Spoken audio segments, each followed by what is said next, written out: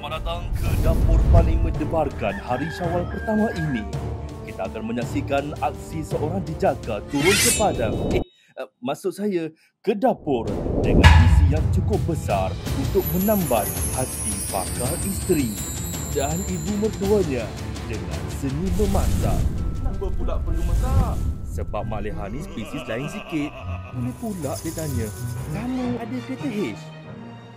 H? Kereta Honda? Tak adalah pula. Rumah? Jadi inilah masanya Syawal buktikan apa yang dia ada. Sia-sia Doi. Mana mereka nak terima hang? Apa kata Dina nanti? Hang balik raya tak ada kereta Honda. Iya, tak malu kalau kampung kau. Tak nak kahwin dengan anak orang. Buat je yang terbaik. Aku support lah.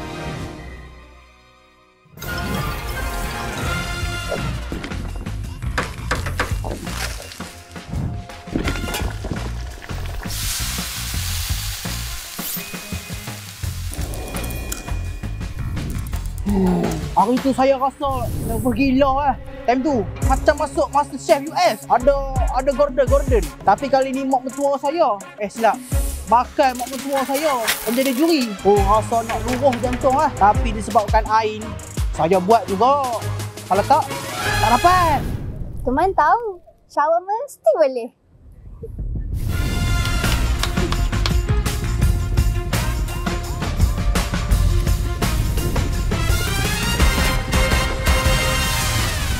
Bila Mami tengok je masa tu tinggal lagi sikit je, ya rasa berdebak sumpah dah. Nervous tak terkata. Mang doa je banyak-banyak dalam hati ni, harapkan miracle. Melejak penuh, masuk rendang je pun. Tak kesiyo lah teman, peluh-peluh.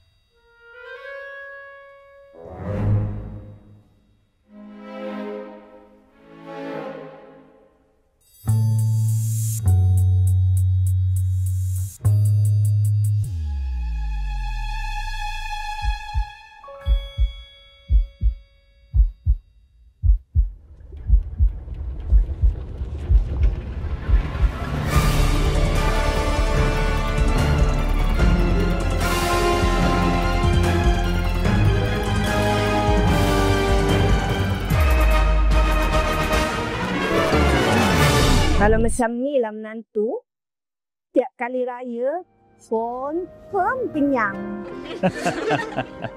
Akhirnya, tahniah diucapkan kepada Syawal. Bak kata pepatah, yang cacat diperbaiki, yang lemah ditopang. Selamat Hari Raya.